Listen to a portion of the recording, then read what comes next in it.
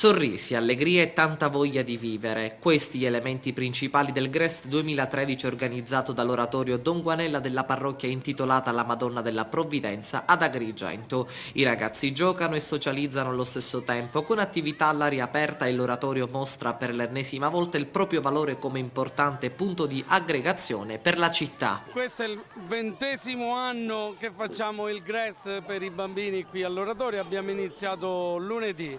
Siamo quasi 300 persone tra i bambini, gli animatori e le mamme e passeremo questi 15 giorni in allegria, giocando, pregando e anche riflettendo. Il tema nostro di quest'anno è Insieme si può.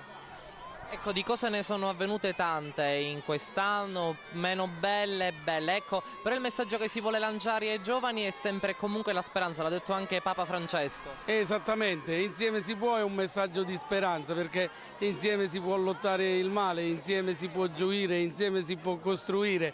Per usare un'espressione del caro Don Puglisi appena beatificato, se tutti fanno qualcosa insieme viene una grande cosa. I ragazzi per l'intero mese di giugno festeggeranno l'estate tutti insieme con momenti ludici, accompagnati ovviamente dalla preghiera. Facciamo divertire i bambini, e questo è quello che conta di più.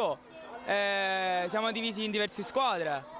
Intanto ci sono delle divisioni fra i quali ci sono i piccoli e i grandi. Fra i grandi abbiamo diverse squadre, per esempio sono nominati con nomi di alcuni animali, e fra i quali più piccoli abbiamo anche diverse squadre, sono nominati anche con nomi di animali. E i bambini si divertono, diciamo, giocando, scherzando, in armonia.